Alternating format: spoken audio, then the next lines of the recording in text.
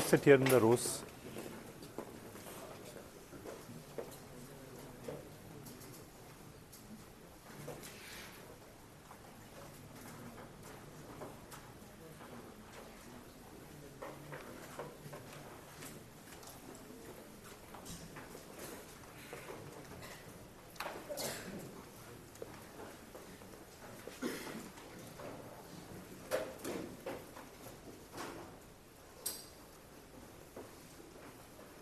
Okay, we are all settled. Good morning. We have an extended class today.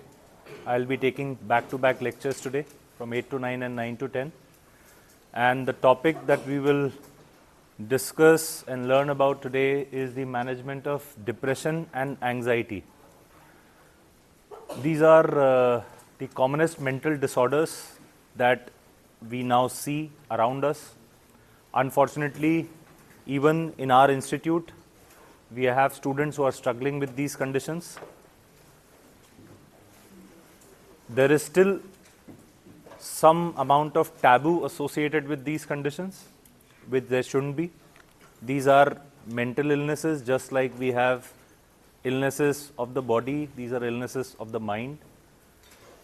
These two terms, depression and anxiety, I'm pretty sure you are familiar with both the terms. You may not have the exact idea of what constitutes the diagnosis of both these conditions, depression and anxiety, right? Important thing for us to understand is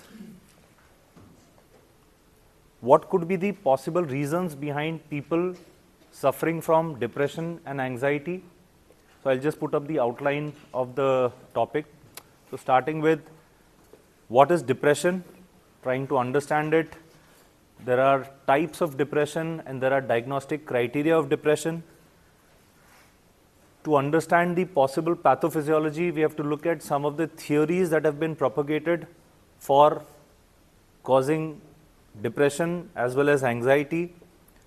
Then we move on to the drugs that we have available for treatment of depression. We call them antidepressants.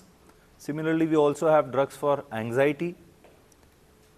We will look at individual classes of antidepressant drugs. We will look at some of the individual molecules which are there in these classes. Finally, we end the topic today with trying to understand the general principles of treatment, and the same kind of a approach but in a concise manner we will follow for anxiety. Okay? So the term depression, what is the first thing that comes to your mind when you hear this term? Anybody? What does it affect?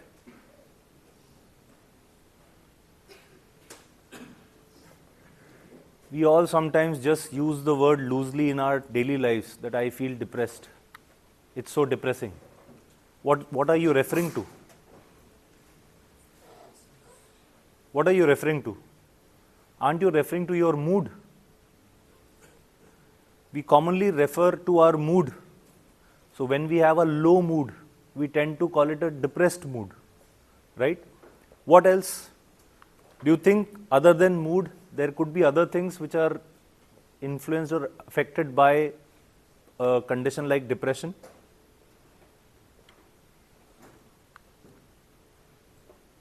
So it's not just the mood, it's also the cognition, it's also biological functions which are affected by depression. So it's a neurosis. So the term neurosis is one of the older terms to differentiate some conditions from another term called psychosis. So neurosis, depression is a type of neurosis. It is a state of low mood and aversion to activity, which can affect a person's thought, behavior, and somatic functions. Okay? So, low mood, loss of interest, loss of energy to do activities, your thoughts, your behaviors, even your somatic functions, they get affected. And that is where we think that depression is probably a possible diagnosis.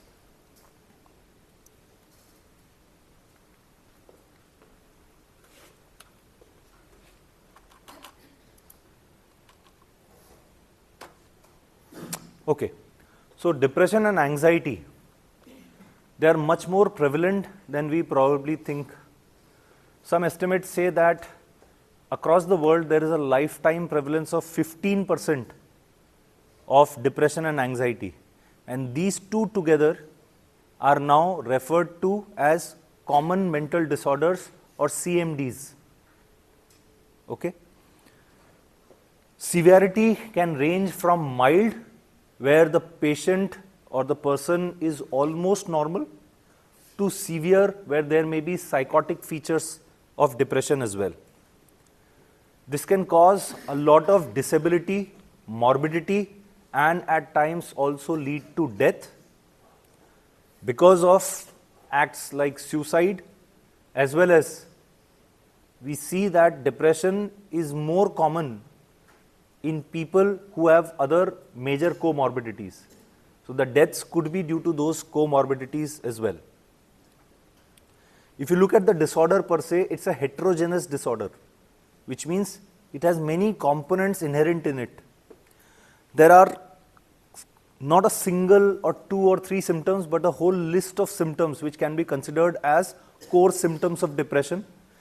And more often than not, you will find it associated with other psychiatric conditions.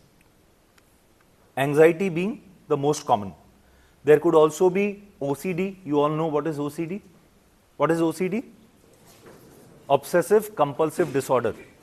There may also be a combination of depression and psychosis, or there may be features of psychosis in depression. So we term that as psychotic depression. Okay. 3 P's are to be remembered when we talk about the etiology of depression. One is predisposing factors, second is precipitating factors, and third is perpetuating factors. So we'll have a look at these. Symptoms of depression, we have already had a brief overview of how the symptoms may present as, but let's have a detailed look. So major depression or clinical depression, the terms used, this is basically characterized by persistent disturbances of mood, speech, ideas, energy, accompanied by somatic symptoms. Okay? You could classify the symptoms into emotional symptoms and biological symptoms. So what are the emotional symptoms or symptoms related to emotional aspects? They are low mood, sadness, negative thoughts, sense of misery, pessimism. Then symptoms related to low self-esteem, which include feelings of guilt, inadequacy, feeling of ugliness, indecisiveness or loss of motivation, anhedonia, inability to experience pleasure, and loss of reward. What about the biological symptoms? This could affect sleep. So there may be insomnia or excessive sleepiness. There may be loss of appetite or increased appetite, lethargy, retardation of speech and action. So psychomotor retardation, loss of libido. So these are all the biological symptoms. If you look at types of depression, one major classification that is accepted is that we can call it as unipolar depression, where the mood changes only in one direction. So that is your classical depression. So this could be further subdivided into reactive depression, which is there in 3/4 of the patients, where familial tendencies or familial patterns are much lesser, and there is a known and identifiable stressor life event. So this kind of a depression is often accompanied by anxiety and agitation. The other type is endogenous depression, which is the rest of the 1/4 cases, and this tends to have a strong familial pattern. as opposed to unipolar depression, there is also bipolar depression or bipolar illness. Bipolar matlab, there is alternating depression and mania in the same patient. So there could be weeks or months of depression followed by weeks or months of mania. Mania is the exact opposite of depression. So in depression, we generally think of low mood. In mania, it is the opposite of low mood, which is excessive enthusiasm, excessive energy, excessive happiness, inappropriate to routine or normal circumstances. Bipolar depression tends to appear earlier in your adult life, and as I mentioned, there's an oscillation of the mental state between depression and mania, and there is a more stronger hereditary tendency. So genetic variants in specific genes have been identified which get passed down in the generations, and bipolar illness is transmitted through generations. Okay, let's come to the diagnostic criteria for depression. Before we look at the diagnostic criteria, have you heard the term ICD? ICD. So ICD stands for International Classification of Diseases. It's a worldwide accepted criteria not only for one type of disease but across the board for all types of diseases. So they give diagnostic criteria, right? Currently, 11th version of the ICD is applicable since 2022 probably, ICD 11.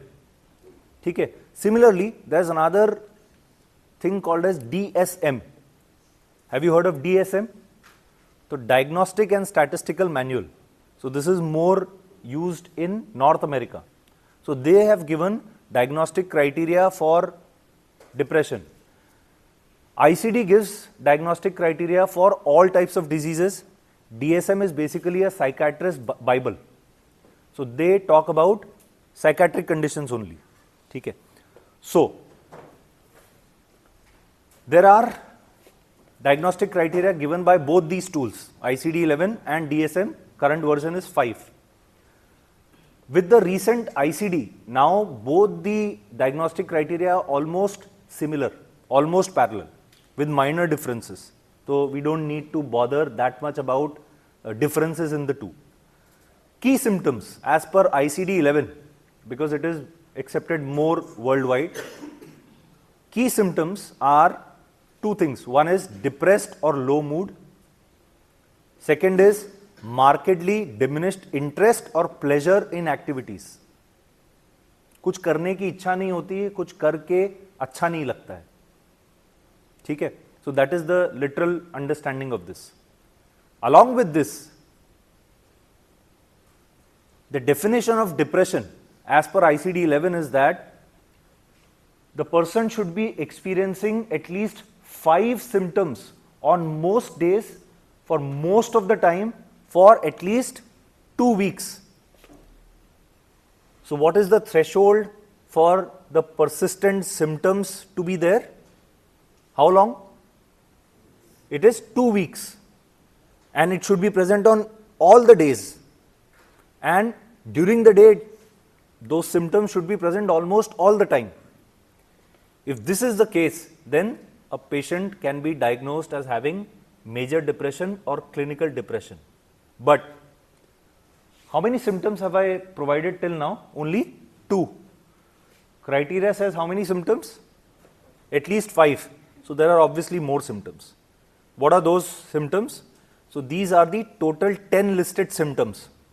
The 2 previous ones that I have told, plus there are 8 more symptoms which are listed by ICD-11. What are those symptoms? Reduced ability to concentrate and sustain attention or marked indecisiveness. So something to do with not being able to concentrate or focus. Low self-worth or excessive or inappropriate guilt. So this is related to low self-esteem. Hopelessness about the future. Significantly disturbed or excessive sleep. So insomnia or excessive sleepiness. Poor or increased appetite and weight. So there may be loss of appetite or excessive appetite, and accordingly there may be loss of weight or weight gain. Suicidal ideations or actual acts of trying to commit suicide. Psychomotor agitation or retardation.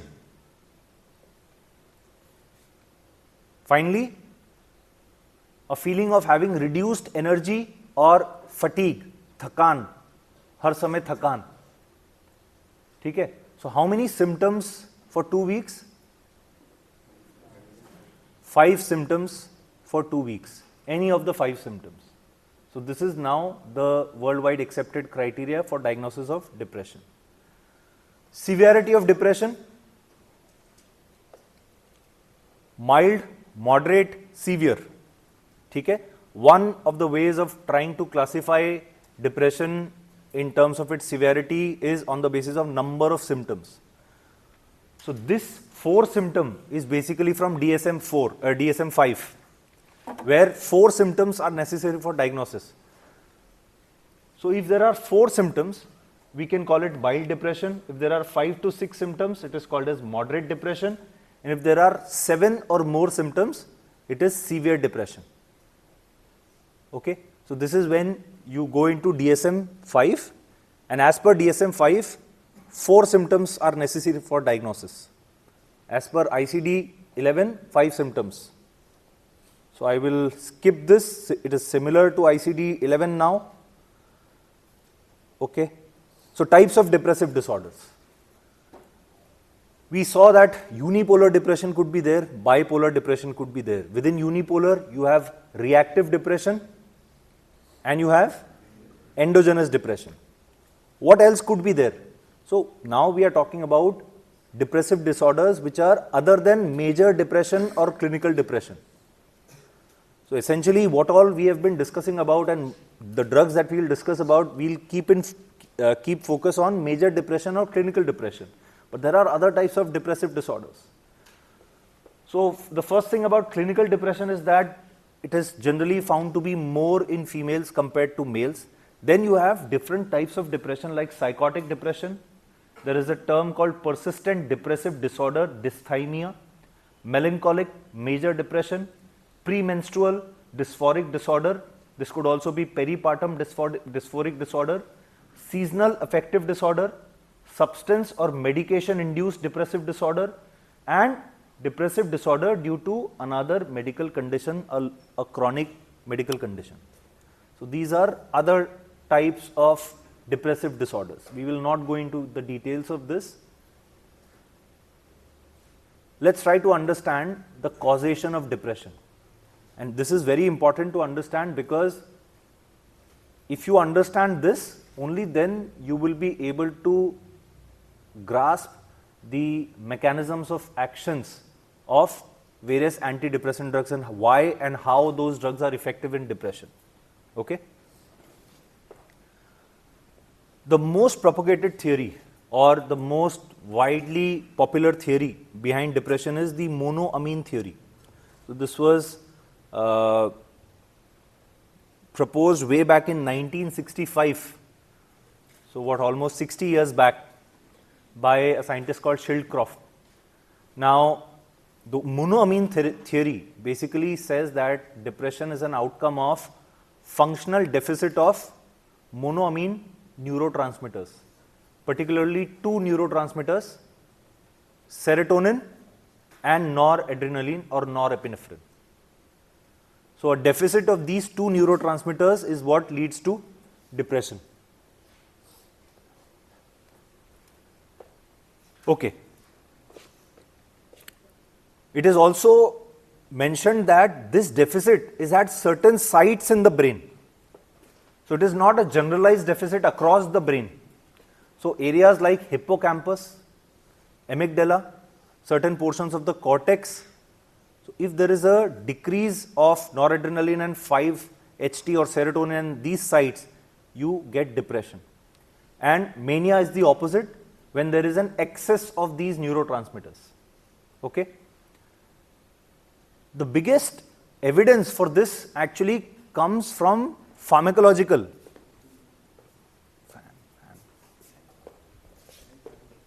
The biggest evidence of this comes from pharmacological therapies which are effective in depression.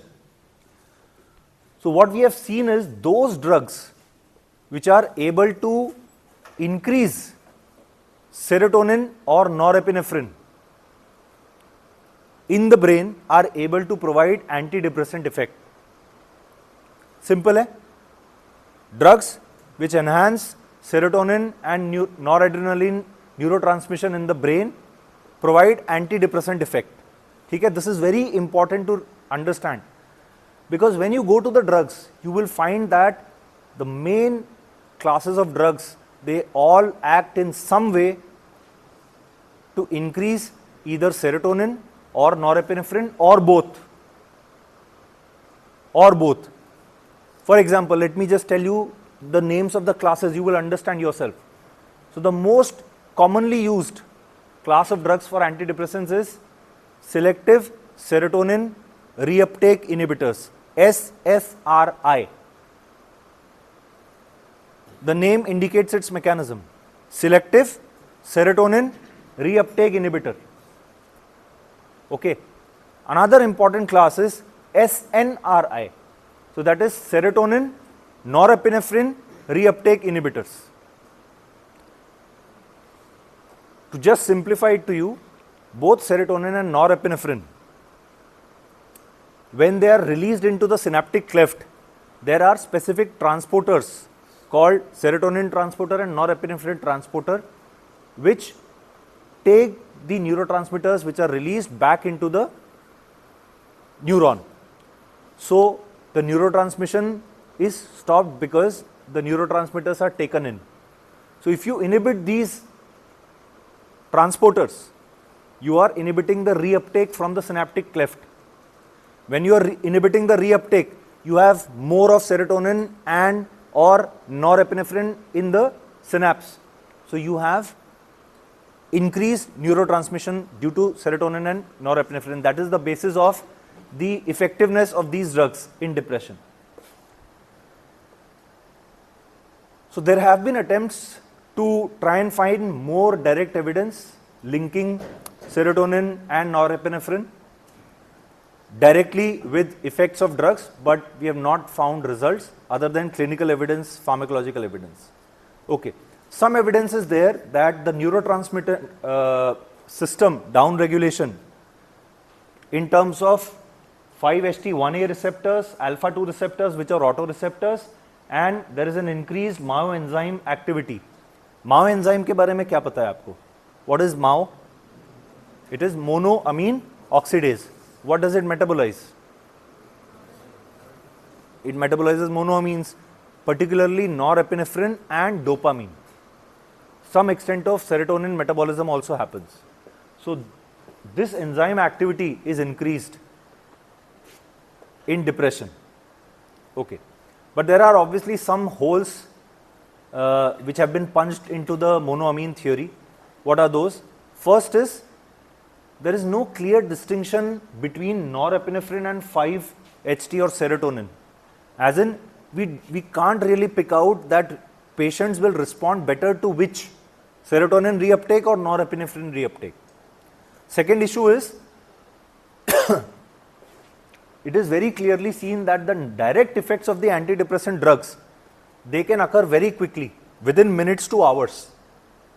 As soon as you give the drugs, you will see that within a few minutes to hours, there will be an increased serotonin and norepinephrine levels in the synapses. But you don't get an antidepressant effect so soon. The antidepressant effect actually takes weeks. There is a lag of 2 to 4 weeks before you start seeing clinical evidence of symptom resolution or response, clinical response among the patients. So why does that happen? Third is, those drugs which lack any uptake inhibiting action, they are also effective as antidepressants. So that is why sometimes they are called as atypical antidepressants, which means typical antidepressants kaun se hue? Those which inhibit reuptake or those which increase neurotransmitter levels. So your SSRI, SNRI, there's another class called as tricyclic antidepressants, we will come across them. They are all typical antidepressants. So with those which do not do which do not inhibit reuptake, they are called as atypical antidepressants. Among the reuptake inhibitor compounds, you also have cocaine and amphetamine. They inhibit reuptake, but they are not effective in depression. Okay. Lastly, it is being now more and more propagated that this monoamine deficiency, the functional decrease in serotonin or norepinephrine, actually leads to longer term effects in terms of trophic effects, which means there could be neuronal increase in numbers or functional changes in the neurons, as well as neuroplasticity, structure and function can both change of the neurons. So this monoamine deficiency is actually the forerunner of a long series of events. And in those long series of events, you have many other things which come into the picture. So you have other compounds, trophic factors also which come into the picture, right? So that is why rather than direct changes, there are longer term changes or adaptive changes which happen because of the monoamine deficiency. And the same thing is now being linked to the action of drugs. That the action of drugs is not as simple as simply increasing the norepinephrine level or serotonin level. That leads to a number of downstream effects which take time, and that is why there is a lag. Okay, we'll go into the details of it. Another theory which has been propagated is neuroendocrine mechanisms being responsible for depression. What are those neuroendocrine mechanisms? One of the things is in the hypothalamic region, the neurons which control function of pituitary, they receive inputs of both norepinephrine and 5-serotonin. And both these things control the discharge of these cells. These hypothalamic cells are responsible for release of CRH, which is also called as corticotrophin releasing hormone, which further stimulates the pituitary to release ACTH, which is adrenocorticotrophic hormone. Finally, there is release of cortisol. Okay. What is the role of cortisol? Studies have shown that in patients who are depressed, the levels of cortisol in the plasma are higher. Okay. So this is the neuroendocrine part of the causation of depression. Similarly, other neurons which are affected are growth hormone, which is reduced, and prolactin, which is increased.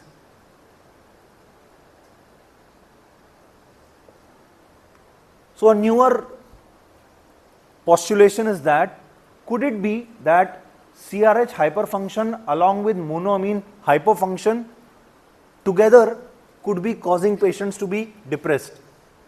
So we are still researching on this, studies are still ongoing on this. Okay. In the monoamine theory, towards the end, I mentioned to you about trophic effects and neuroplasticity. So what is this? Let's try to have a look at this, because this is where the science is currently at when we talk about depression and even other psychiatric illnesses. This is where we are at currently. Trophic effects and neuroplasticity. What we have seen is that in depression, patients tend to have a lower level of BDNF, which stands for brain derived neurotrophic factor, or there may be a malfunction of its receptor called TRK beta. Okay? So this is one very important compound to remember, BDNF. Next is glycogen synthetase kinase 3 beta. This is another regulator enzyme, a transcription factor related enzyme, which is again thought to be causing changes in neuron structure, neuron function, neuron number. Third is, leaving aside serotonin and norepinephrine, there is also role of glutamate. Glutamate क्या है? What kind of a neurotransmitter is it? It is an excitatory neurotransmitter. Okay. So some changes in the excitatory neurotransmission in the brain have also been now implicated. So you see that there are elevated cortical levels of glutamate and there is excessive activity of the receptor. So glutamate के receptors में दो important receptors हैं, NMDA receptor and what is the other one? Anybody? AMPA receptors, AMPA. Okay, so NMDA receptor activity is increased in depression. So can you think of possible way of treating depression based on this glutamate theory? You can have NMDA receptor antagonists. They have also started being used in depression. Okay, finally in depression we have consistently seen that there is neuronal loss in the hippocampus and prefrontal cortex, and any treatment which can inhibit or reverse this loss by neurogenesis can be effective in depression. Neurogenesis का simplest understanding is growth of neurons or increase in number of neurons. ठीक है. Finally, we have evidences from animal studies and because of involvement of serotonin and norepinephrine in causing neurogenesis, that all of these together being mediated by substances like BDNF, all of this together could be the actual cause of depression. ठीक है? So depression and other psychiatric illnesses are still fields where the research is very much open. We have not yet come to conclusions. In fact, the more people are doing research, they are finding that we know lesser and lesser about these mental illnesses. So there is still scope for improving the treatments, providing better therapies for conditions like depression. Okay. Now let's put it all together. Have a look at this diagram. So, stress, basically a stressful event, what all can it do? It can stimulate the hypothalamus to ultimately release cortisol. It can stimulate glutamate. Glutamate can act through NMDA receptors. Cortisol can act through the receptors in the adrenal cortex. Ultimately, what you get is effect on neurons. So here you have neural apoptosis. Here you have gene transcription being affected. If you look at norepinephrine, serotonin and BDNF at the top, these three act through their own receptors. So the more important receptors involved are alpha-2 receptors, 5-HT1A receptor and TRKB receptors. So because of activation of all of these receptors, variety of signal transduction pathways are activated and they have inhibition on detrimental gene transcription and stimulation of beneficial gene transcription. So that is how you get neurogenesis, that is how you inhibit the neural apoptosis, and this basically relieves your depressive symptoms. So please remember these things. They are the core of depression pathogenesis. Okay? Let's come to antidepressant drugs. There are multiple ways in which you can classify antidepressant drugs. I have already told you perhaps the two most commonly used classes of antidepressant drugs. Can you recall them? SSRI, which is selective serotonin reuptake inhibitors. The other one is SNRI, which is serotonin norepinephrine reuptake inhibitors. Okay, let's start with those two. So they all come under the broader class of inhibitors of monoamine reuptake.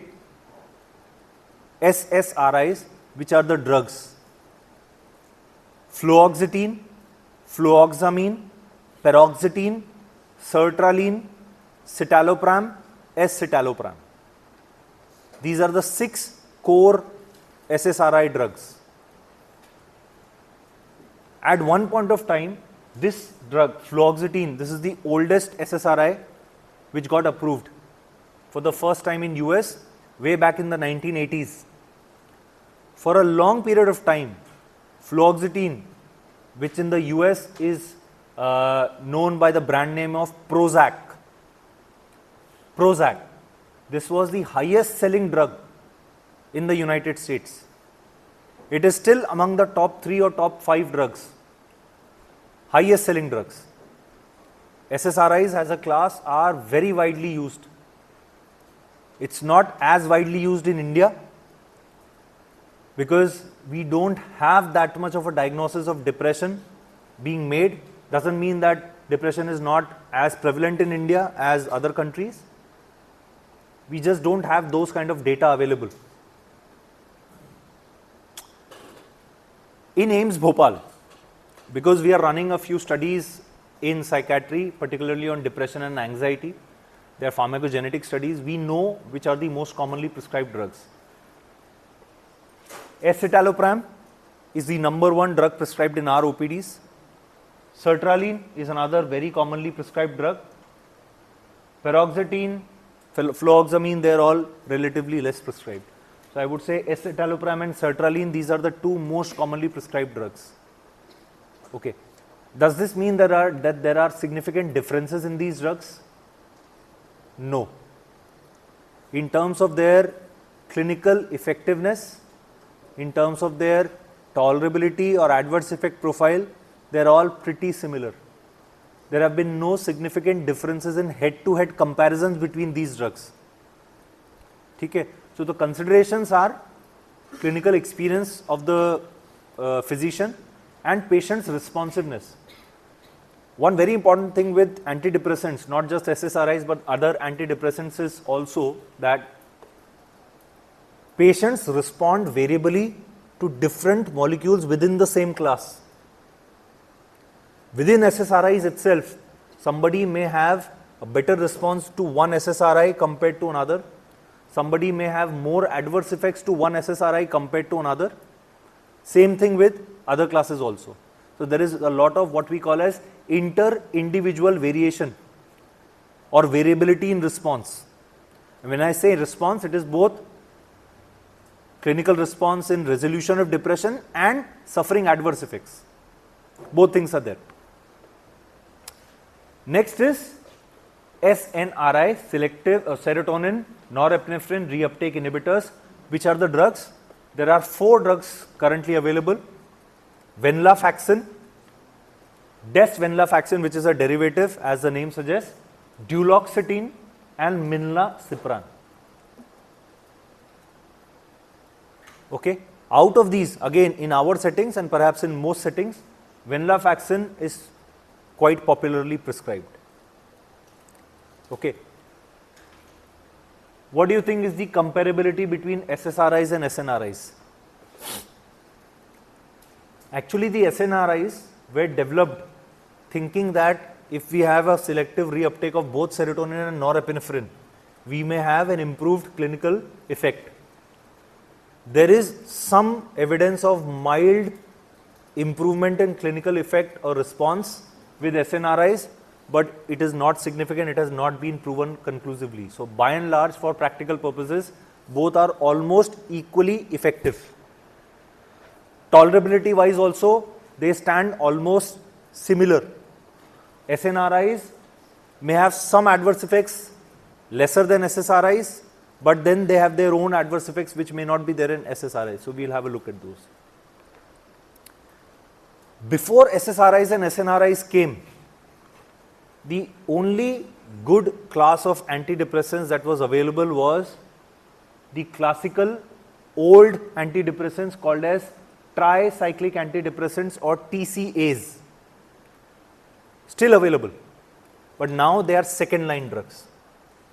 They are not used as one of the first choice drugs. Among the tricyclic antidepressants, there is a whole host of drugs: imipramine, desipramine, amitriptyline, nortriptyline, clomipramine. So these 3 are kind of derivatives: imipramine, desipramine, clomipramine. Amitriptyline का derivative है nortriptyline. Okay. In a single sentence, the reason why TCAs became less popular after SSRIs came and SNRIs came is because TCAs have more adverse effects. Tricyclic antidepressants tend to have more adverse effects. How do they act? Tricyclic antidepressants are also inhibitors of reuptake of both serotonin and norepinephrine. So the question should come into your mind, if these are also inhibitors of serotonin and norepinephrine, these are also inhibitors of serotonin and norepinephrine, what is the difference? Why were they developed when we already had TCAs? Again, efficacy wise, TCAs are not inferior in any significant way to this. The problem is TCAs, other than doing the inhibition of reuptake, also have other receptor activity. So they also stimulate H1 receptor, histamine 1 receptor, which causes drowsiness, sedation as adverse effect. They also stimulate alpha receptors, which can cause hypotension as adverse effect, and also cholinergic muscarinic receptors. So you may get, so they block the cholinergic receptors. So when these receptors are blocked, you get adverse effects. So you have sedation, H1 blocking, you have alpha blocking, hypotension, you have action on muscarinic receptors. So what you get is anticholinergic effects. So that is why these additional adverse effects are there with TCAs. None of these adverse effects are there with SNRIs, because SNRIs do not have effect on H1 alpha or muscarinic receptors. So this is a very important thing to remember. It is often asked in your theory exams as well as in vivas. Why are SSRIs or SNRIs preferred over TCAs? Right? So the reason is adverse effect profile. And why do TCAs have adverse effect? Because they have action on additional receptors, H1, alpha, muscarinic. Okay. Then you have some drugs which are relatively more noradrenaline reuptake inhibitors. So you have seen selective serotonin reuptake inhibitors. You have some drugs which are also noradrenaline reuptake inhibitors. So that is bupropion, reboxetine, atomoxetine, not very commonly used, and they are not very highly specific for noradrenaline. There is one herbal preparation which is very well known to have antidepressant effect, and that is called as St. John's wort. India में available है but not commonly used. So in St. John's wort you have an ingredient called hyperforin. So this active ingredient called hyperforin is also having ability to inhibit reuptake. Okay, so these are what we call as your typical antidepressants. All of this can be classified or called as typical antidepressants. Okay, among these, SSRIs and SNRIs can be called as new generation. TCAs may be called as old generation. Okay. I also told you that we have gone beyond only the inhibitors of reuptake. We also have drugs which have direct receptor based action. Let's have a look at those. So they are what we call as monoamine receptor antagonists. So you are going to come across drugs which are antagonists at serotonin receptors and a few other receptors, maybe even dopamine receptors. What are these drugs? So you have drugs like trazodone, nefazodone, mirtazapine, mianserin. Okay, and they inhibit the serotonin receptors, particularly 5-HT1 and alpha adrenoreceptors, again alpha 1 as well as alpha 2. There is a drug, then more and more newer mechanisms are being discovered. So there is a drug called vortioxetine, which has both inhibition of serotonin reuptake as well as antagonism of 5-HT receptors. So it's a combined action. Reuptake inhibitor भी है और receptor antagonist भी है.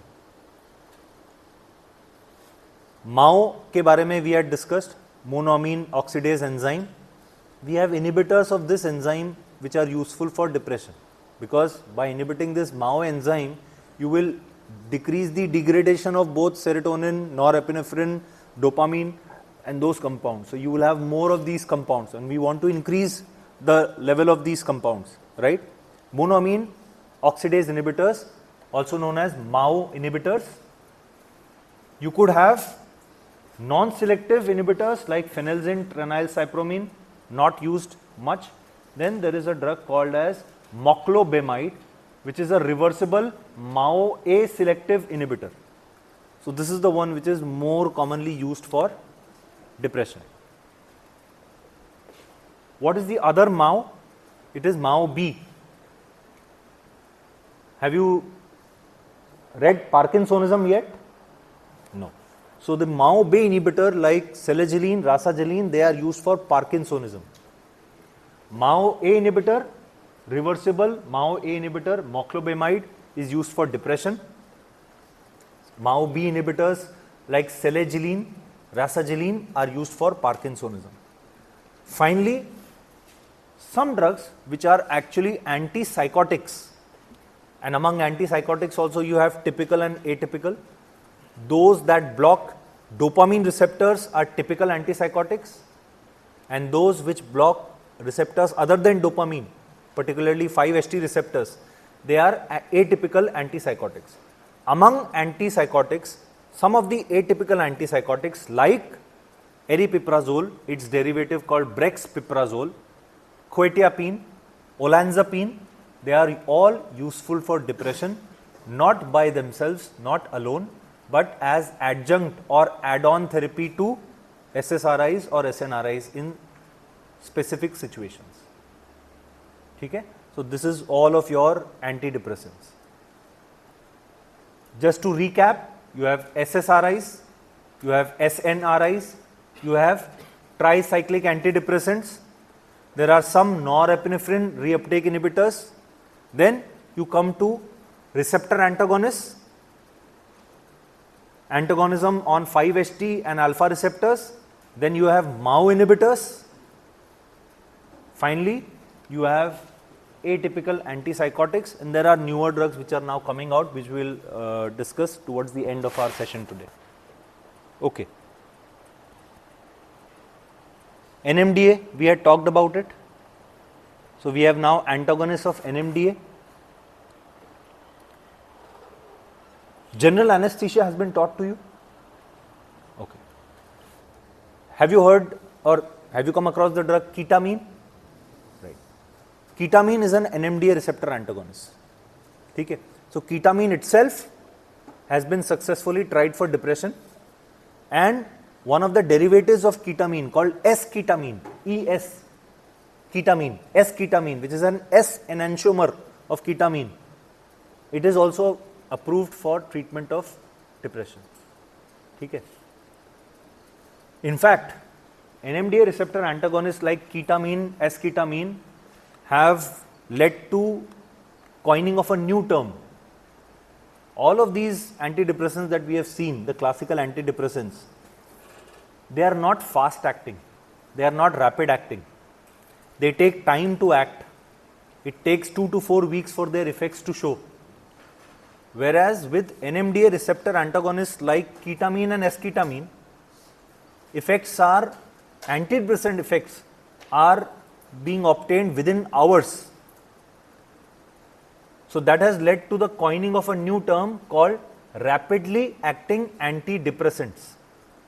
RAADs, RADs, rapidly acting antidepressants.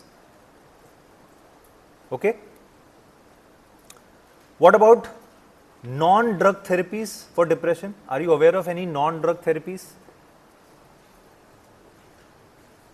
Psychologists are there, psychological counseling, behavioral counseling, cognitive behavioral therapy. These are very important and successful therapies for treating depression.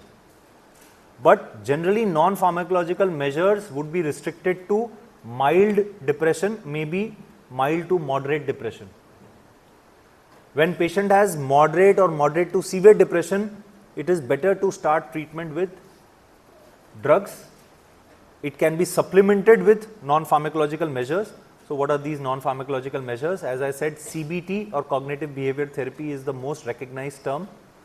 Psychotherapy, electroconvulsive therapy, ECT, the classical putting the shocks, electric shocks by putting paddles across the forehead. This is mainly for psychotic depressions, when you have psychotic symptoms appearing in depression. Deep brain stimulation, vagus stimulation, all of these have been found to be effective, and actually they are faster acting. But as I mentioned, they are more reserved for either mild to moderate depression, or like ECT is reserved for psychotic type of depression, right? So they have their place in treatment of depression. Okay. Now let's go to the mechanisms. How do the pharmacological effects lead to clinical effects? What are the reasons behind them? All of these drugs take at least 2 weeks to produce clinical effects. Whereas pharmacological effects, what they are supposed to do pharmacologically, it happens immediately. So there is a lag. Pharmacological action happens immediately, clinical effects take time. So इस बीच में होता क्या है? What happens in between, right? Secondary adaptive changes happen during this time, mediated by what are the important things? What was the important compound that I asked you to remember? Starting with B, BDNF. That is one molecule, but that's perhaps the most studied molecule. Okay, so among these adaptive changes, you have down regulation of receptors. One of them is alpha-2 autoreceptor, second is 5-HT1A receptor. How will down regulation of alpha-2 and 5-HT1A help in depression? Both of these are autoreceptors, presynaptic receptors.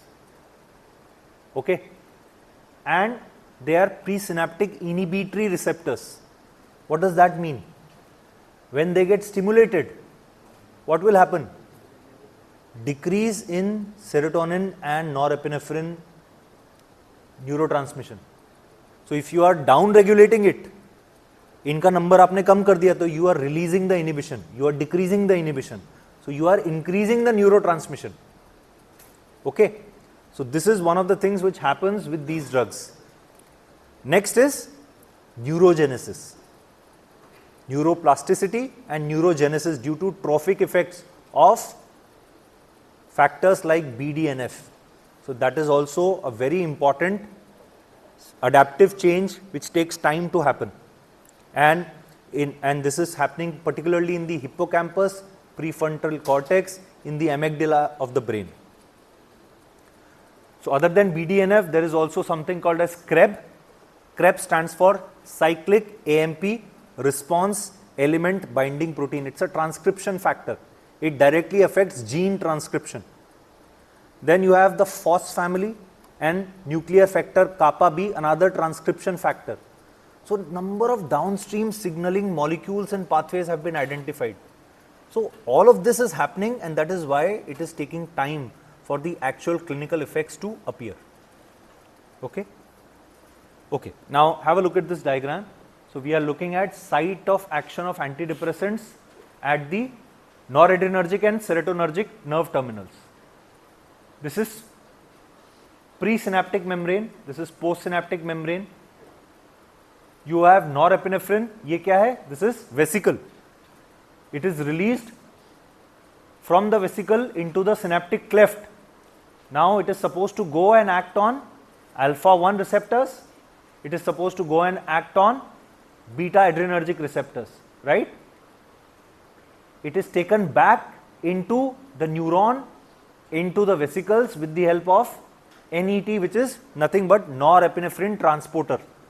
NET is nothing but norepinephrine transporter. Similarly here, you have 5-HT also, same way it is supposed to act on 5-HT-RS receptor, 5-HT receptors. So these receptors are numbered from 1 to 7. 1 is very important, 7 is important, 2 is important. They also get taken back by reuptake through SERT, SERT is serotonin transporter. SERT is nothing but serotonin transporter. Okay? So how do the TCAs and SNRIs work? They inhibit this NET or norepinephrine transporter. The SSRIs, TCAs and SNRIs, all three, they inhibit the serotonin transporter and they inhibit the reuptake. So more and more of serotonin is now available, more and more of norepinephrine is now available to stay in the cleft and thereby perform its action of neurotransmission. Okay. So SSRIs, we'll finish with SSRIs quickly. See, if you have understood how they act, they take time. If you have understood why they are effective, most of the job is done. Now we just need to familiarize ourselves with the drugs. So SSRI drugs, it's important for you to remember the name of these drugs, very commonly asked, okay, because they are very commonly prescribed. What are these drugs? Once again, let's revise.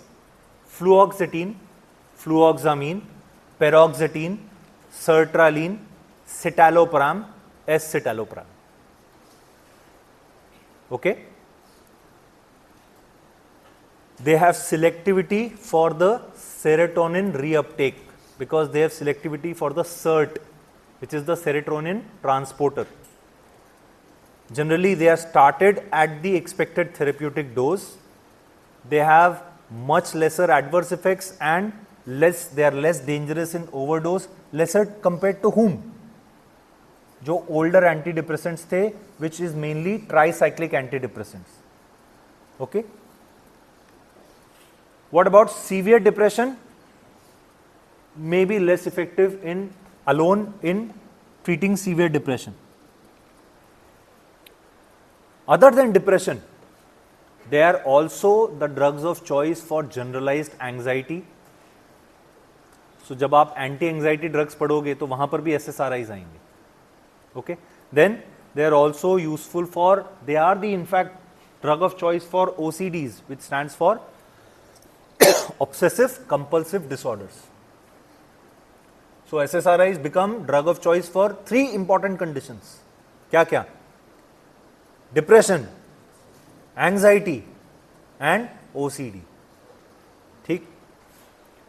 Vortioxetine is sometimes considered an SSRI because it also has inhibition of serotonin reuptake, but in addition it also acts as a partial agonist and antagonist at 5-HT receptors. So it has a combined action.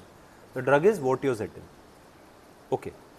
Their pharmacokinetics, one of the important things to remember is that all of them are long acting drugs because they have long half-lives. So they can easily be given once a day. Fluoxetine जो है, that actually has a much longer half-life. Much longer half-life.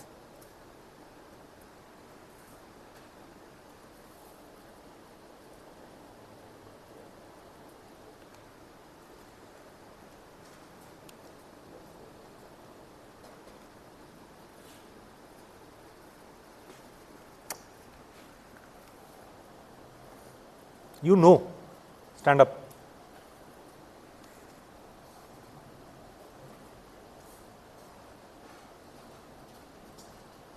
Yes. What is your good name? Speak loudly. Om Prakash. Om Prakash, please pay attention to what we are teaching. We are live as well. Okay. There is a delay of 2 to 4 weeks when we start these drugs. We have already seen the reason behind the delay. Few things to remember. Drugs like paroxetine and fluoxetine, they are not used in combination with tricyclic antidepressants. What is the reason? Because CYP2D6 mediated metabolism happens and this is inhibited by both fluoxetine and paroxetine. So essentially paroxetine and fluoxetine are CYP2D6 inhibitors. So if they are given with tricyclic antidepressants which are also metabolized by CYP2D6, what will you have? Excessive plasma levels of tricyclic antidepressants. Okay, that can cause toxicity. Another important drug interaction to remember, if you happen to give SSRIs along with MAO inhibitors, you can end up causing serotonin syndrome, excessive serotonin. So this is manifested by tremors, hyperthermia, muscle rigidity, confusion, delirium, coma, and cardiovascular collapse. So this is a serious life-threatening condition. So that is why SSRIs and MAO inhibitors should not be given together. And when using tricyclic antidepressants with SSRIs, you have to be particularly careful with paroxetine and fluoxetine. So these are two very important drug interactions to remember. Okay. Common adverse effects. Good thing is they do not cause serious toxicities generally. They are generally tolerated okay, but there are adverse effects which happen with these drugs, starting with headache, nausea, anorexia, insomnia, tinnitus. These are perhaps the most commonly occurring adverse effects with SSRIs. Then sometimes patient experience them as hangover-like symptoms. Sexual dysfunction is another problem associated with SSRI use. So when you talk about sexual dysfunction, it could manifest as erectile dysfunction in males, loss of libido in both males and females, anorgasmia in both males and females. So sexual dysfunction is an underreported problem with SSRIs. They are less sedating, they have negligible antimuscarinic side effects compared to the older tricyclic antidepressants. One toxicity which may happen rarely is cardiac toxicity, particularly due to QT prolongation, which can result into life-threatening arrhythmia, ventricular arrhythmia. Again, this is much lesser compared to older drugs like tricyclic antidepressants and MAO inhibitors. Okay. Few years ago, the US FDA released a warning regarding SSRIs, and the warning was that they should not be used in children and avoided in adults, young adults up to 25 years of age. Why was that? Because it was seen consistently in some large studies that the SSRIs, although they are used for depression, they can increase suicidal thoughts or ideations when started. So this is a concern particularly in children and young adults. Meta-analysis have proven this.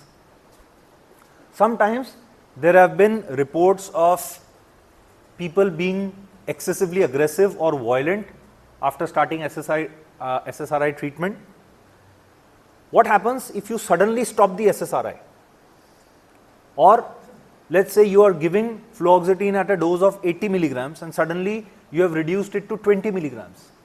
You can end up having something which is called as discontinuation syndrome, which is due to sudden withdrawal of the drug.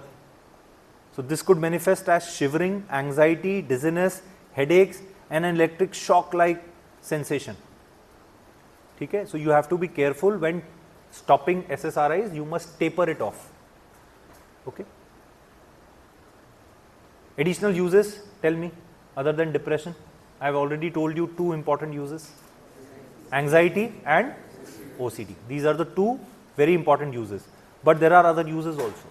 For example, fluoxetine has been approved for bulimia nervosa.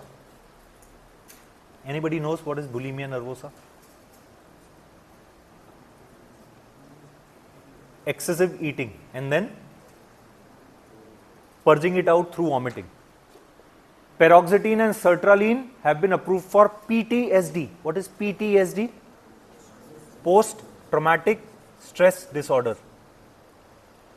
SSRIs have also been used for premenstrual or peripartum dysphoric syndrome and also in postmenopausal women for relieving vasovagal symptoms.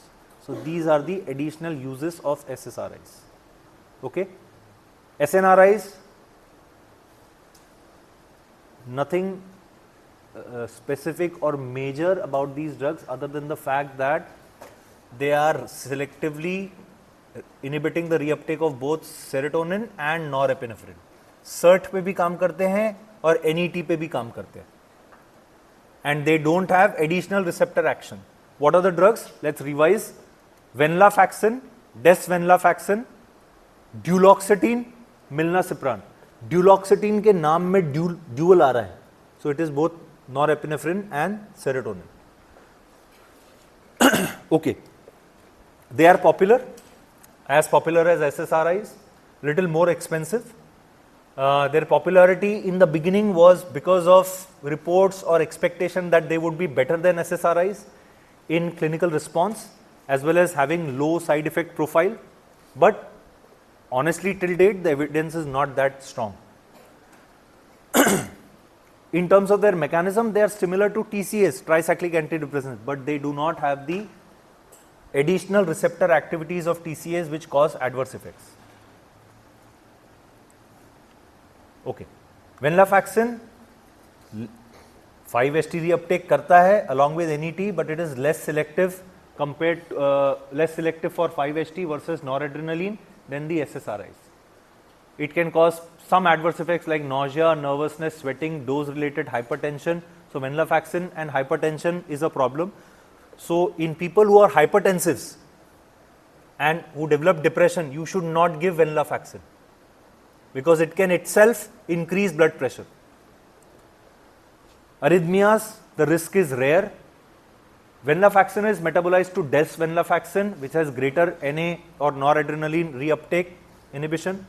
Duloxetine equally inhibits both noradrenaline and 5-HT uptake. There are some adverse effects. Duloxetine can also increase blood pressure. Milnacipran has selectivity over noradrenaline over 5-HT.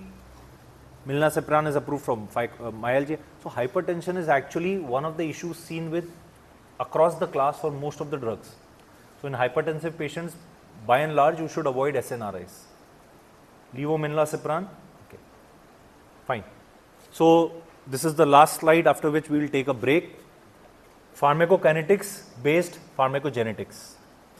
Can you recall anything related to use of antidepressants and pharmacogenetics?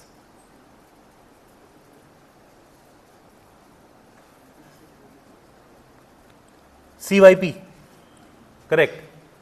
So there are specific CYP enzymes which are involved in the metabolism of these antidepressants, particularly SSRIs, SNRIs, and even tricyclic antidepressants. Two of these CYP enzymes are very polymorphic, which means they tend to have a number of genetic variations. So which means, and these two enzymes and the genes for them are CYP2D6 and CYP2C19.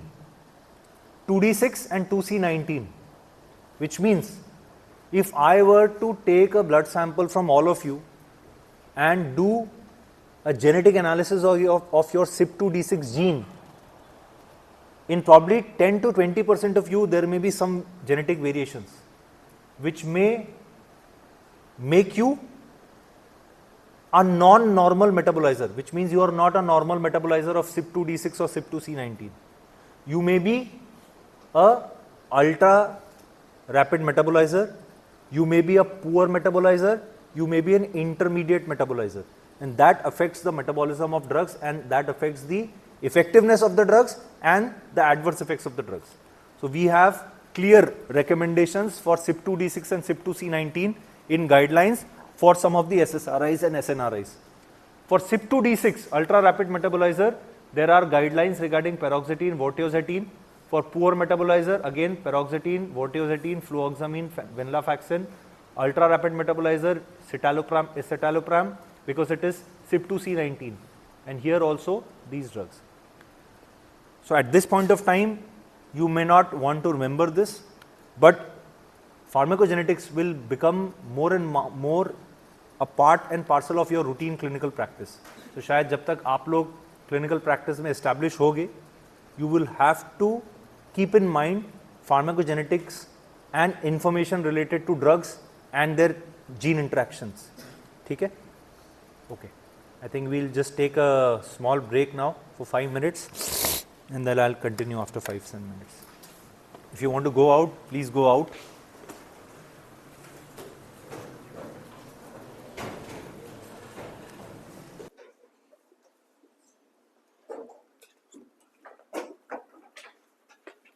close the to close the recording.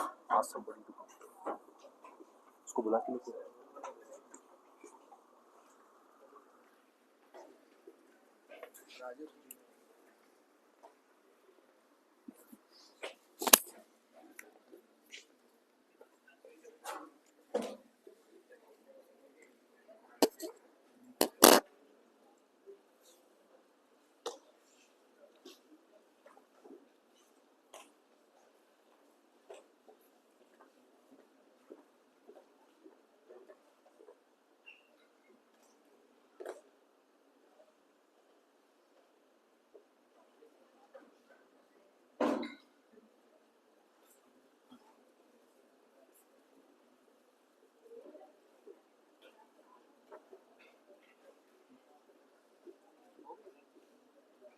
I'll continue after 5 minutes. Like 2 classes.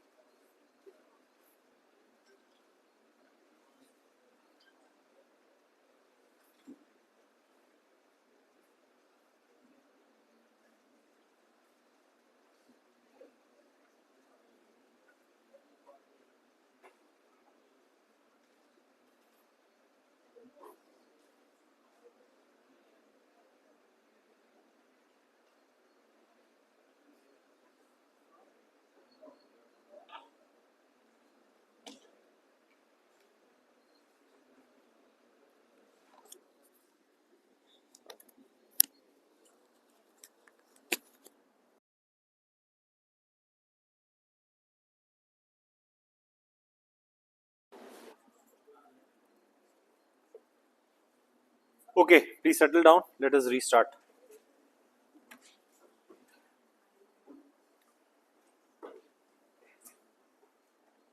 Five minutes to review.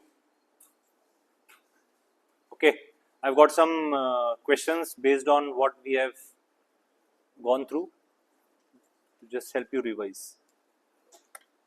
Main diagnostic criteria for major depression as per ICD 11. How many symptoms?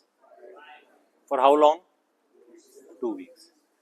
Core symptoms need to be low mood or depressed mood and loss of interest or pleasure in activities. Okay?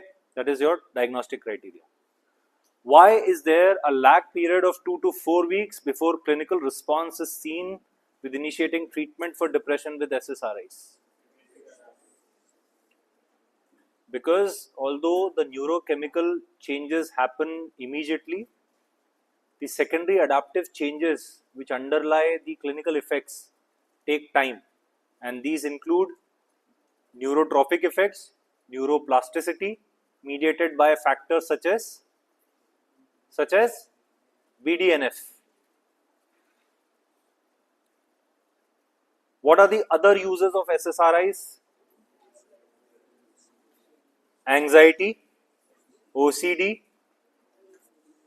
bulimia nervosa for fluoxetine, PTSD, dysphoric disorder. Okay. Why are SSRIs not recommended for use in children or young adults? Because they cause increased suicidal thoughts or ideations in this age group. Okay. Both SNRIs and tricyclic antidepressants inhibit the reuptake of serotonin and noradrenaline. Then why are SNRIs considered significantly better options for treating depression? Single word answer is more adverse effects with tricyclic antidepressants. But why? Because they have actions on additional receptors like H1, alpha and muscarinic, due to which you have adverse effects like sedation, hypotension and anticholinergic side effects. Why should SSRIs be avoided to be used in combination with MAO inhibitors? What will you get? You will end up having serotonin syndrome. Serotonin syndrome is because of excessive serotonin levels, because MAOs are already inhibiting the metabolism, right? Which genetic polymorphisms are important to consider in prescribing SSRIs and SNRIs? Which two genes? CYP2D6 and CYP2C19. Polymorphisms in these genes are to be considered when you prescribe SSRIs and SNRIs. Alright, so that was a quick recap. So with SNRIs, continuing on, you have CYP2D6 based drug interactions like we had with कौन से SSRIs थे? CYP2D6 drug interactions के लिए which were good or prominent CYP2D6 inhibitors, fluoxetine and paroxetine. Similarly, here you have venlafaxine and duloxetine, which are also responsible for CYP2D6 based drug interactions. Duloxetine has been associated with long-term use and hepatotoxicity, so they must not be used in liver disorders. In overdose, SNRIs can cause CNS depression, serotonin toxicity, cardiac and seizure-related activity. Cardiac effects are relatively lesser. So whenever I say lesser risk or lesser, what is it compared to? It is compared to the older antidepressants like tricyclic antidepressants. Let's come to tricyclic antidepressants. TCAs, the original antidepressants that were available. Drugs are, let's revise, imipramine, desipramine, amitriptyline, nortriptyline, clomipramine. ठीक है? They are called tricyclic because their chemical structure has 3 cyclical rings in it. That is why they are called as tricyclic. What is their mechanism of action? What is their mechanism of action? Inhibition of reuptake of both serotonin and norepinephrine. Along with that, you have adverse effects because of additional receptor based action. Okay. Within the drugs, the antidepressant effect is almost similar, does not vary greatly. They block reuptake of both, as I mentioned, serotonin and norepinephrine. Sometimes it is believed that the serotonin reuptake is more responsible for emotional symptom improvement, whereas norepinephrine reuptake inhibition is responsible more for somatic or biological symptom resolution. It's not concretely proven, but there are indications that perhaps serotonin is more responsible for the emotional symptoms and norepinephrine is more responsible for the biological or somatic symptoms. Their pharmacokinetics, one of the things is they have very high protein binding, plasma protein binding. Also have a high volume, also have a large volume of distribution, tissue binding. Because of that, hemodialysis is not effective. Because of high plasma protein binding, you could have drug displacement reactions with other drugs. They also have long half-lives, because of which chronic dosing pe they start accumulating. These are drugs which have narrow therapeutic window. Can you define therapeutic window? Or another term which is related to but not exactly the same is therapeutic index. Therapeutic window is the plasma dose range within which you expect to have beneficial effects and minimum adverse effects. What is therapeutic index? There is a formula for therapeutic index. What is that? What upon what? LD50 upon ED50, correct? So, if a drug has a therapeutic index of 2 versus another drug which has a therapeutic index of 10, which do you consider safer? Ma'am, आप पीछे जो बैठे हैं, क्या question पूछा मैंने? What question did I ask? Sorry? Which is considered safer?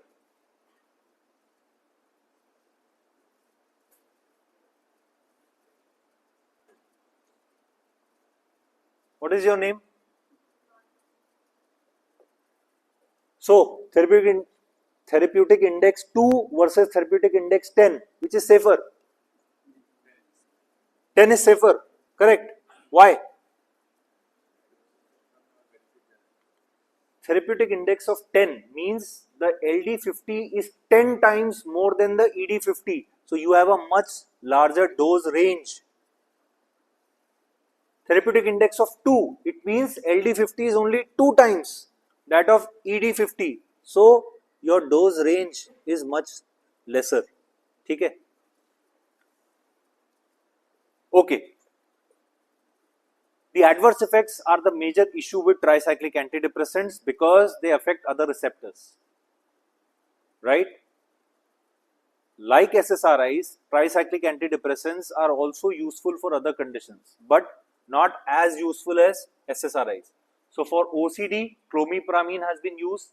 For enuresis, particularly nocturnal enuresis, imipramine has been used. For cocaine withdrawal, the craving associated with cocaine withdrawal, desipramine has been used. Adverse effects. What all have I already told you about adverse effects? H1 blockade causing drowsiness or sedation. Alpha receptor blockade causing hypertension. Okay. So, sedation, confusion, motor incoordination are the first adverse effects to be seen within the first few days, and then they also settle down on their own in the next couple of weeks. Okay. Next is, because of the sedation, you have daytime performance issues which people encounter. Anticholinergic side effects are because of muscarinic receptor blockade. So the classical anticholinergic symptoms seen in which type of poisoning? Which poisoning shows anticholinergic symptoms? Atropine poisoning, which is also Dhatura poisoning. So anticholinergic side effects, classical side effects include dry mouth, blurred vision, constipation, urinary retention. This should be absolutely clear with you now. Okay. Then sexual side effects like loss of libido, erectile or ejaculatory dysfunction, orgasmic dysfunction. So this sexual adverse effects are similar to those seen with SSRIs. Okay. Finally, the postural hypotension because of the alpha blockade. This can cause falls and sometimes fractures have also happened in people because of these falls. Okay. These are the important adverse effects of tricyclic antidepressants. I just told you they have narrow therapeutic window and narrow therapeutic index. So there is chance of having toxicity. Dose range से थोड़ा सा बाहर हुआ, you may end up having acute toxicity. So what happens here? So the initial manifestation of acute toxicity would be excitement and delirium, and along with that there may be convulsions followed by coma and respiratory depression. So this could be life threatening. There are prominent anticholinergic effects like we see with atropine poisoning, right? And cardiac and CNS manifestations. So cardiac manifestations could be in the form of dysrhythmias, disturbances in the rhythm of the heart, and sudden death is also possible because of ventricular fibrillation, VFib, which is absolutely life threatening. In the CNS, it has been seen that there is a lowering of seizure threshold, so the patient may end up having convulsions or seizures. So these are the features of acute toxicity with tricyclic antidepressants. What about the drug interactions? So tricyclic antidepressants are metabolized by CYP enzymes, particularly again CYP2D6. So they have chances of drug interaction with any drugs which inhibit or induce CYP2D6, potentiate the effect of alcohol and anesthetic agents. इनके जो sedatory effects हैं, sedative effects हैं, वो increase कर देते हैं. They can potentiate the effect of sympathomimetics. Sympathomimetics are commonly seen in cold and asthma remedies. They can interfere with action of antihypertensives. Close monitoring is required. With MAO inhibitors and SSRIs, you can again have dangerous toxicities like serotonin syndrome. So these are the interactions to be kept in mind. So this is a diagram showing you a selectivity of uptake inhibitors. So have a look at this. So this is Na is to 5-HT uptake inhibition. So सबसे नीचे जो है उसका सबसे less ratio है because it is highly 5-HT selective. And Na selective में सबसे ज़्यादा selective कौन सा है? Meprotilene. उसके नीचे आता है desipramine, reboxetine, protriptyline, nortriptyline. Then you have non-selective which have Na 5-HT reuptake ratio of 1. 1:1 में inhibition हो रहा है. That is happening with drugs like amitriptyline, imipramine. Whereas here you can see that the most 5-HT selective is citalopram, followed by the rest of the SSRIs, followed by venlafaxine. Just to visually help you grasp. Noradrenaline reuptake inhibitor, I won't go into much details. These are the drugs. So they have slightly more effect on noradrenaline reuptake compared to serotonin reuptake. Bupropion, then reboxetine, atomoxetine, they are much more selective, but the efficacy is less than that of TCS, so that is why they are not commonly used. Have you heard this term atomoxetine, this drug atomoxetine anywhere? Along with amphetamines in ANS, used for a condition called ADHD. What is ADHD? Attention Deficit Hyperactivity Disorder. A lot of you also have ADHD, but it is Attention Deficit Hypoactivity Disorder. Okay. Atomoxetine, that's what I was talking about. Bupropion.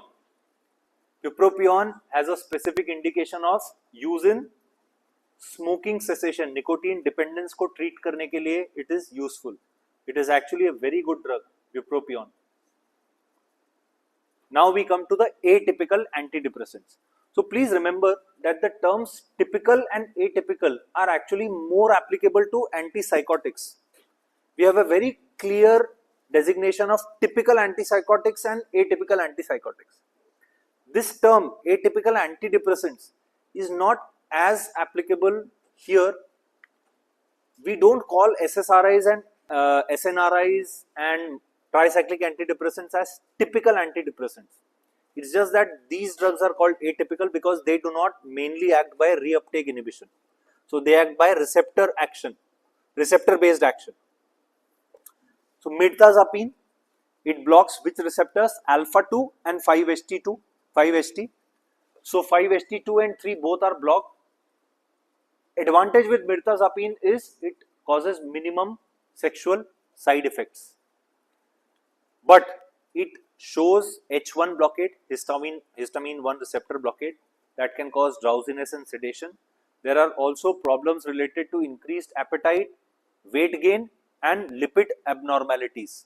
So triglyceride and LDL levels may increase with use of mirtazapine.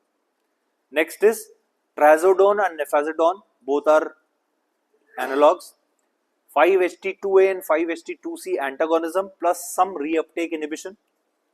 You have mianserine, which blocks alpha 2, 5-HT2, H1 alpha 1. So H1 alpha 1 की वजह से again you will have sedation, drowsiness and postural hypotension. Bigger problem with mianserine, and this is a specific adverse effect, it can cause bone marrow suppression. So that is why mianserine is hardly used clinically now. Okay. Again, all of these drugs, mirtazapine, trazodone, nefazodone, they are what we call as second line drugs. They are used if SSRIs, SNRIs are not working or due to some issue are not being tolerated or have caused some issue. Okay. Monoamine oxidase inhibitors, I told you, you can have non-selective MAO inhibitors, selective MAO A inhibitors, selective MAO B inhibitors. Non-selective कौन से हैं? Prenylcypromine, phenelzine, anyways. So they are less commonly used because दोनों problems है. They don't have a good efficacy and they tend to have more adverse effects also. So these are the drugs, prenylcypromine and phenelzine. These are irreversible MAO inhibitors. You have a reversible MAO A inhibitor. This is sometimes called as RIMA. RIMA stands for reversible, RI reversible MAO A inhibitor. Reversible inhibitor of MAO A. RIMA is reversible inhibitor of MAO A, which is moclobemide. Then you have reversible MAO B inhibitors.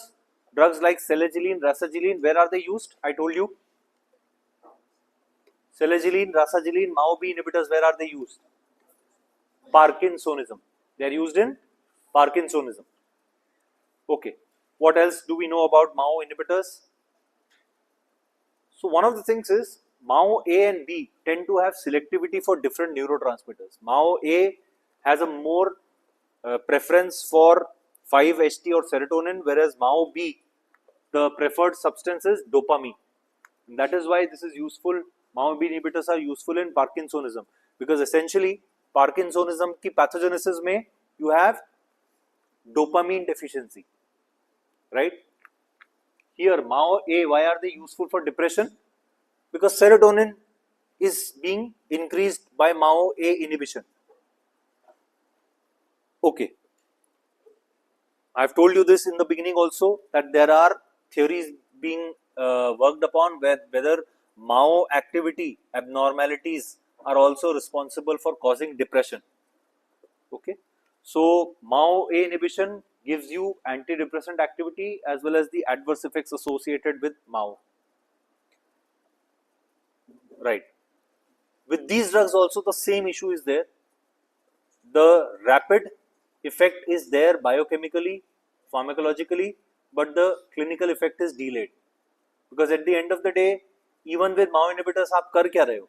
You are increasing serotonin and norepinephrine. That is happening with SSRIs also, that is happening with SNRIs also, that is happening with TCAs also. But everywhere you require secondary adaptive changes, long-term changes, trophic changes, neuroplasticity to come into the picture to show clinical effect. So there are a number of adverse effects of MAO inhibitors, and that is also one of the main reasons why they are not preferred as first line or even second line drugs. They can perhaps be considered as refractory disease treatment drugs or third line drugs. So you have problems like hypotension, central system stimulation, increased appetite and weight gain, sympathomimetic effects like tachycardia, sweating, tremor, and sexual dysfunction. So the theme of sexual dysfunction is there with SSRIs, it's there with TCAs, it's there with MAO inhibitors. Okay, there was one drug that we saw among the receptor antagonists on the last slides, which had minimum sexual adverse effects. What was that drug? It was mirtazapine. But so mirtazapine could be a good candidate for those who are having a lot of troubles with sexual adverse effects. But the problem with mirtazapine is it causes lipid abnormalities. It can cause weight related problems. Okay. Okay, this is very important. This I think you have already read. Cheese reaction. So when you are taking MAO inhibitors for any therapy and you consume food stuff which contains tyramine, cheese is one of the prominent foods which contains tyramine. So what will happen? Tyramine requires MAO for its breakdown. You are using MAO inhibitors. MAO is not available for breakdown. So that tyramine, the levels will go up excessively. Because of tyramine excessive levels, you will have what we now term as cheese reaction. Okay. So it happens with not just cheese, although it is called as cheese. It happens with any substance which contains large quantities of tyramine. What are those substances other than cheese? Fermented meats, liver, broad beans, meat and yeast extracts, red wine, sherry, cognac, beer, ale, soy sauce, shrimp paste. Okay, so the same kind of a problem can also occur with ephedrine, use of tricyclic antidepressants, SSRIs. So you could have ultimately serotonin excess. Here with tyramine, the tyramine not being broken down is causing problems. So what is the first problem that will happen with cheese reaction? The blood pressure shoots up. Excessive rise in blood pressure. That is one of the most important manifestations. Then there could be muscle rigidity. Okay. Finally, ending with other agents useful for depression. I told you about ketamine and S-ketamine. What was the mechanism of action? It is NMDA receptor antagonism. So both ketamine, the original drug, and its S enantiomer, which is S-ketamine, are now useful, approved for depression. So they are also called as RADs, rapidly acting antidepressant. It means that, so this is an S enantiomer of ketamine. So this S-ketamine is available as a nasal spray. बहुत कम drugs हैं जो nasal spray से use होती हैं for systemic purposes. Any other drug that you can recall used by nasal spray for systemic purpose?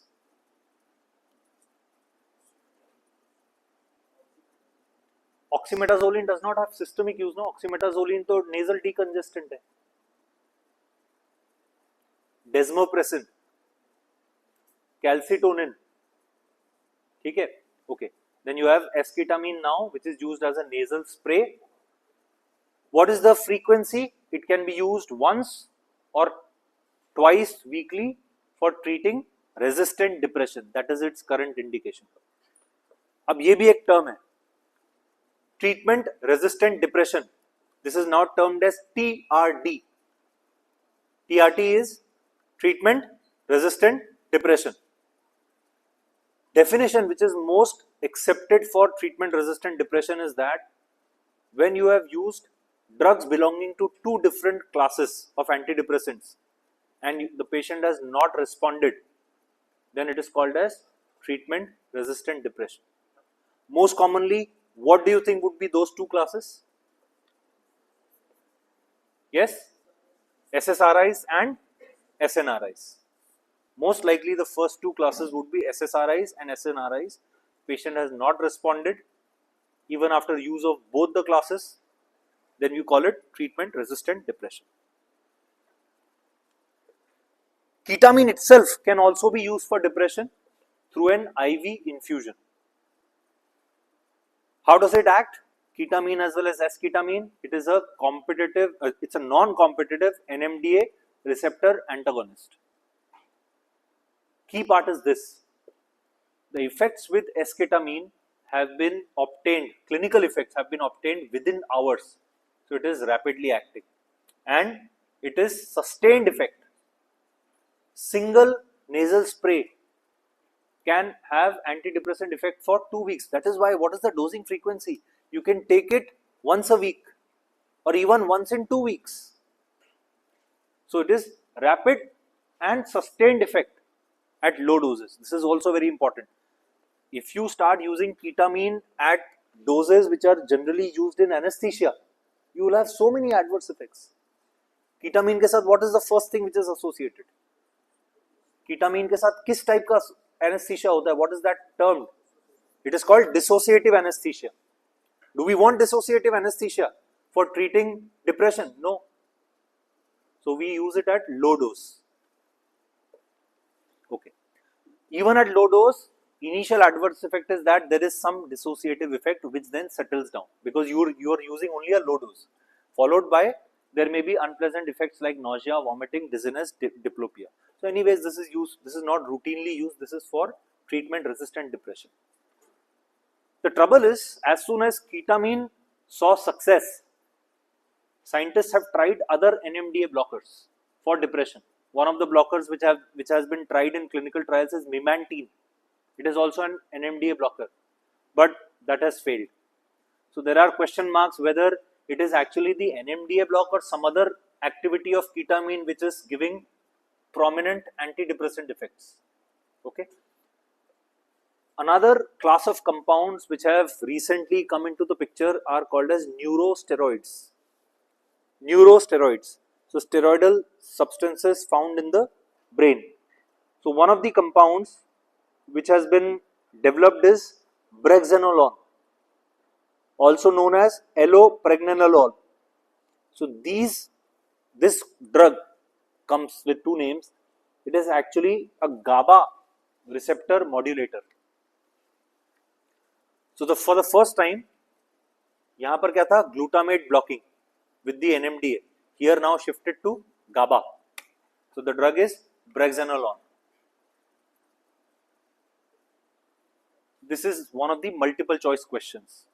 Which drug is specifically approved or indicated for postpartum depression? Drug is brexanolone. Okay. Melatonin agonist. Do you know any melatonin agonist? Melatonin होता क्या है? What is melatonin? What does it regulate? It has effect on circadian rhythm, sleep-wake cycle, right? Melatonin has receptors called MT receptors. So there are two receptors, MT1 and MT2. So agomelatine is a compound which is an agonist at both these receptors. So it is a melatonin agonist. So this agomelatine has been used for severe depression where it helps by correcting the circadian rhythm. It is prescribed once daily before bedtime. There have been reports of hepatotoxicity. Another compound is methyl folate. We all know folic acid, derivative is methyl folate, it is a dietary supplement. This is another line of inquiry where people have seen that reduced folate levels in the body have also been linked to depression. So you increase the folate levels and you have some resolution of depression. Okay. Then estrogen. So this has been seen to help elevate the mood in post-menopausal women because estrogen deficiency hoti hai. That has also been linked to causing depressive symptoms, and in also postnatal depression. Finally, drugs like some hallucinogens, scopolamine. What is scopolamine?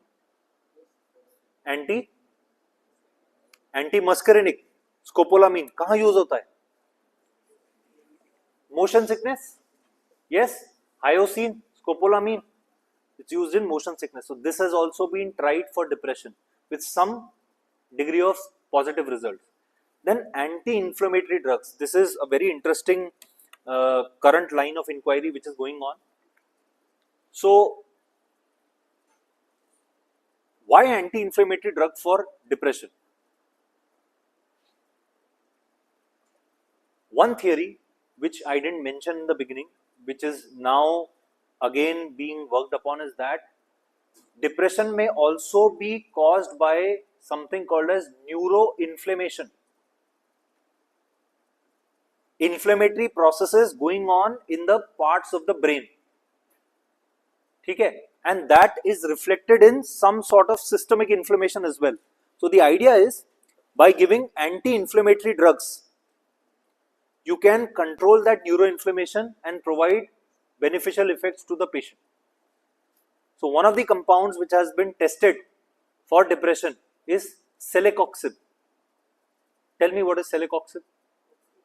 It's a COX-2, selective COX-2 inhibitor, right? So that has been tried. Other drugs are also being planned to be tried. Future of antidepressant drugs, some of the things you already know.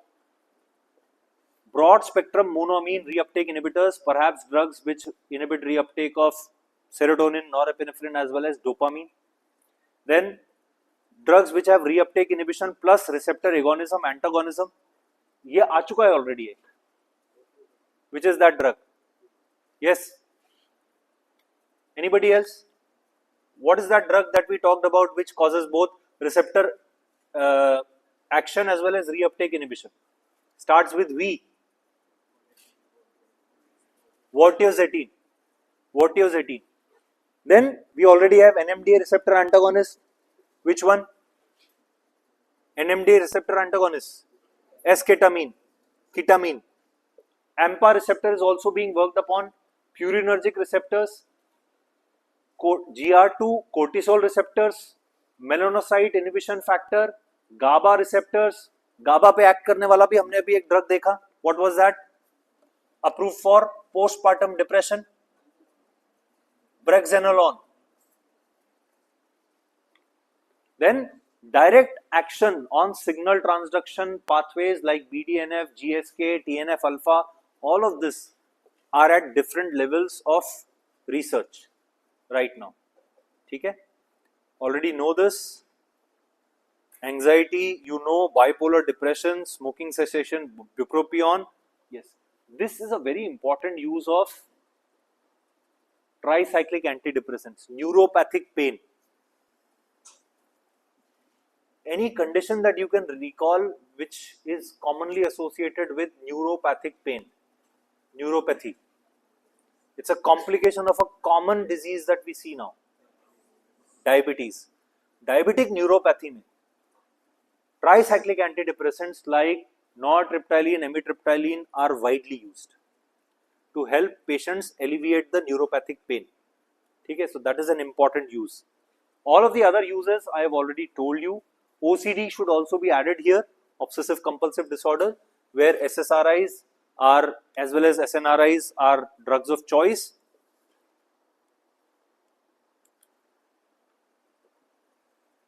Now you tell me, what should be the principles of drug therapy for depression? So if we have mild depression, what could be our therapeutic options? Can we use non-pharmacological measures? Yes. Things like cognitive behavioral therapy, psychotherapy, they are useful. If you do want to use drugs, which means the patient has moderate to severe depression, what would you like to start with? SSRIs or an SNRIs, both are acceptable. Both are acceptable. Okay? Once you start an antidepressant, let's say you started an antidepressant in a patient. After 1 week, the patient came back to you and said that I have no relief in my symptoms, change my drug. What would you do? Will you change the drug? Yes or no? No. Why? Yes, you have to explain to the patient that these drugs require 2 to 4 weeks to show their effect. So please continue taking the drug. Okay. Okay.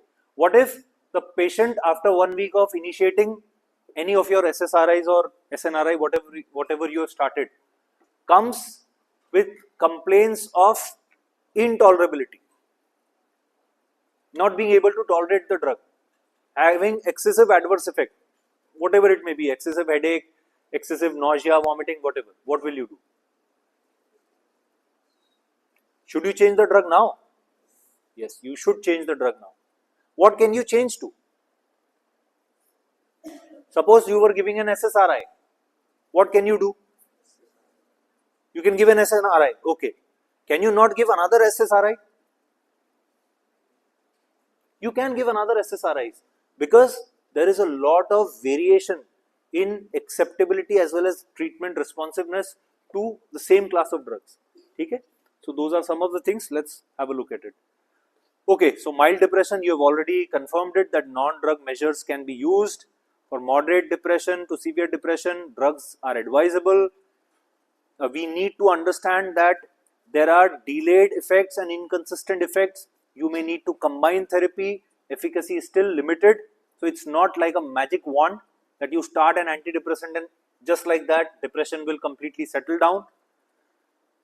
50% of patients respond to drugs. 30 patients achieve remission with drugs started. So you have to switch to alternate drugs. You have to add drugs. So many therapeutic modifications may be needed. When I say 30% achieve remission, what does the word remission mean to you? There are two things which are commonly talked about when you talk about giving treatment for any condition, particularly let's say psychiatric conditions: response and remission. To give you an example, depression. One of the important rating scales used to assess the severity of depression, presence and severity of depression, is called as Hamilton Depression Rating Scale, HDRS, also called as HAM-D scale, Hamilton Depression Rating Scale. Okay. So let's say you started the patient on a drug on the Hamilton Depression Rating Scale who was, let's say, 20.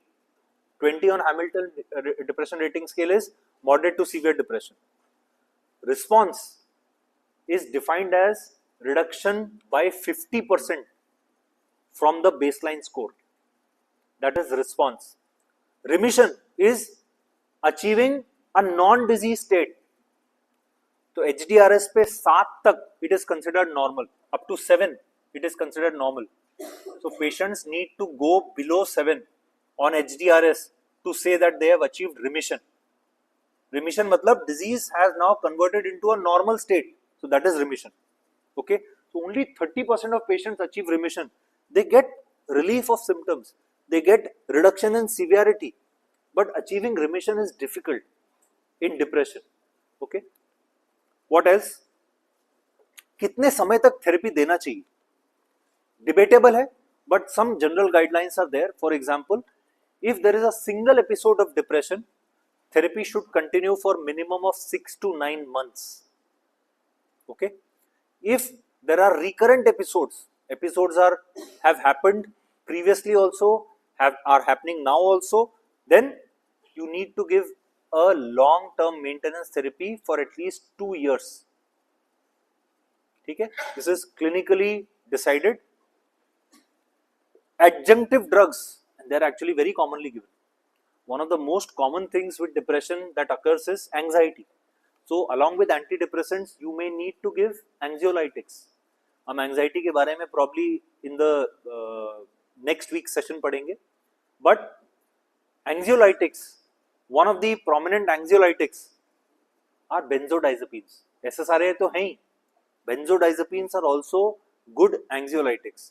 So you will find that in patients who have depression and anxiety, you will commonly find prescription of SSRI plus benzodiazepines. In fact, if we look at 100 patients of depression in our OPDs here of depression, 50% of them would have some benzodiazepine written to them, because it is that common to have symptoms of anxiety. If you have severe psychotic depression or suicidal tendencies, you can give electroconvulsive therapy, ECT, right? So that's it. So this I have already covered, the pharmacokinetic based pharmacogenetics of depression, and that is where I will end today's class. All right. Thank you very much for attending a marathon class. I know it is difficult, but unfortunately the schedule so happened to be that we had to take it in a single go. Okay. Can we please have the attendance?